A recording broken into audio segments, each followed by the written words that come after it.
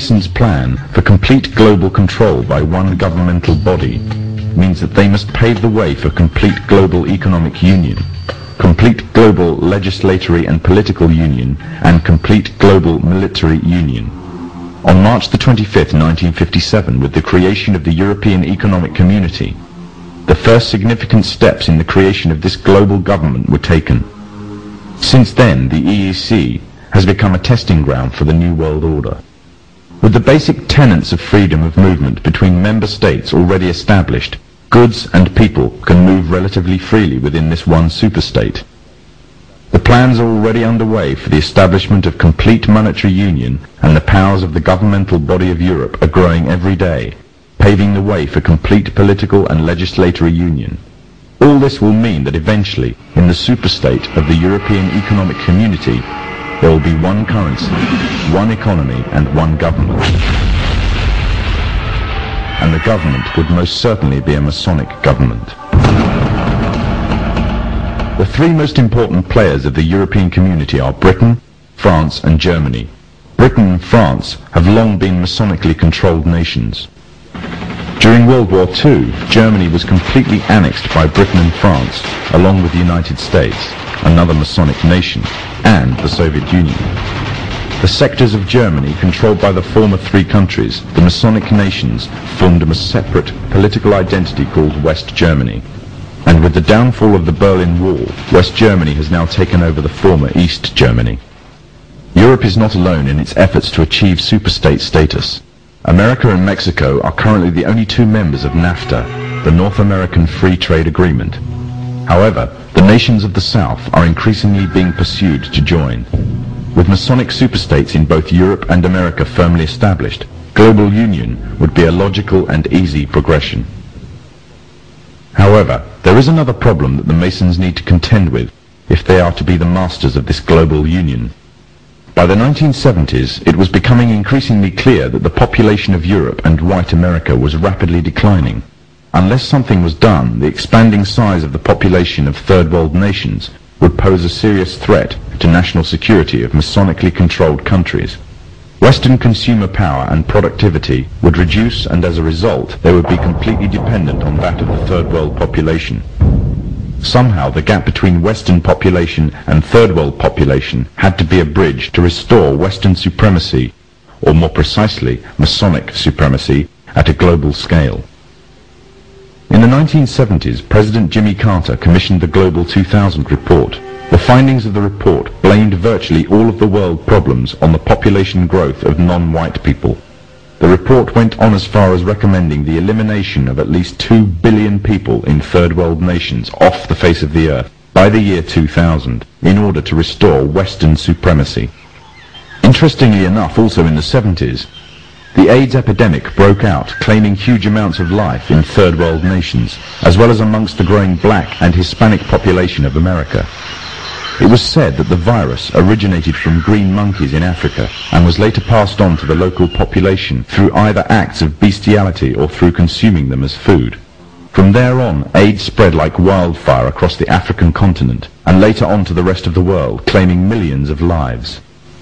However, the story was just a smokescreen. On June 2nd, 1988, the Los Angeles Times published an article refuting the idea that the human AIDS virus originated from green monkeys. It uncovered evidence that the DNA composition of AIDS was totally inconsistent with that of green monkeys. In fact, it could be proven that the AIDS virus could not be found anywhere in nature and could only have ever survived in the human biological system. If the virus did not exist anywhere in nature, the question is raised as to where exactly the virus all of a sudden stemmed from. On July the 4th, 1984, the New Delhi newspaper in India called The Patriot published an article making the first detailed charges of AIDS as being a counter-biological warfare agent. An anonymous American anthropologist was quoted claiming that AIDS was genetically engineered at the U.S. Army's Biological Warfare Laboratory at Fort Detrick near Frederick, Maryland. Then on October the 30th, 1985, the Soviet journal Literaturia Gazeta repeated the charges made by the Indian newspaper, making it an international controversy.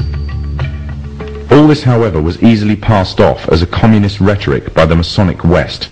However, on October the 26th, 1986, the Sunday Express became the first Western newspaper to run a front-page story confirming the findings of the Indian and Soviet newspapers entitled AIDS Made in Lab Shock. The outbreak of AIDS has been linked to vaccine programs around the world. The internationally respected London Times newspaper published an article at the front-page story on May the 11th, 1987 entitled Smallpox Vaccine Triggered AIDS.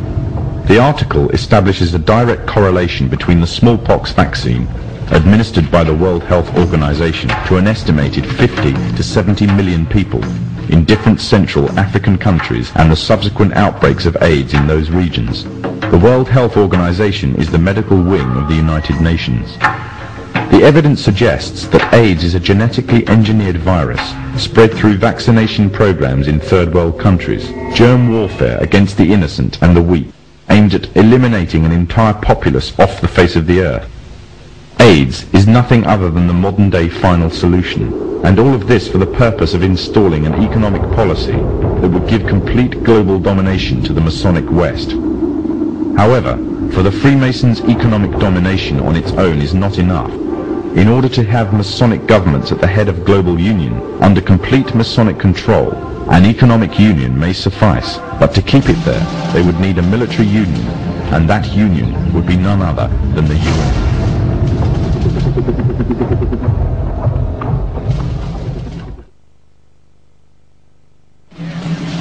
The United Nations is a general assembly of the majority of the nations of the world.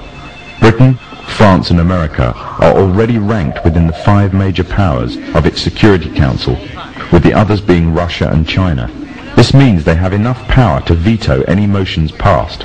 In December 1992, the President of the General Assembly declared that the UN must become a functional world parliament, and went on to say that the UN should be equipped with its own intelligence service. However, the UN has already attained military power. It operates its own army, an army that stood back while thousands of Muslims were killed by the Serbs in Bosnia, and instead implement an arms embargo that left the Muslims without any means of self-defense. When UN soldiers were sent to wage war against General Mohammed Farah Aidid during the months between June and October 1993, American helicopters fired on hospitals, houses and civilian crowds, killing hundreds of unarmed people. After an attack in which 71 died, the head of the UN mission, Admiral Jonathan Howe, said, "We knew what we were hitting. It was well planned." This was a clear breach of the Geneva Convention, but when the US military attorney was confronted on these points, his reply was that the Geneva Convention did not apply to the UN forces on the technicality that the UN is not the signatory to the convention. In other words, UN troops were free to commit any war crimes or atrocities they wanted and were above any law.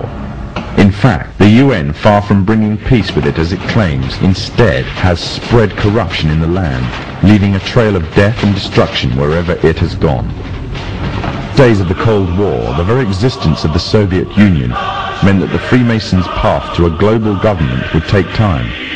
Now that communism has been destroyed, it seems that the Freemasons can at last use the UN to achieve their goals of a global government, therefore having the entire world at their grasp with none to stand in their way, or so they thought. For as the earth cries out because of the corruption and injustice they have spread over the land, through the agonizing centuries of their domination, the world is witnessing the reawakening of an old warrior. Now the Freemasons have another enemy to contend with, an enemy which they have thought that they have destroyed, an enemy that will never bow down to the evil and demonic plan of the Freemasons. That enemy is Islam, and against it they have declared war.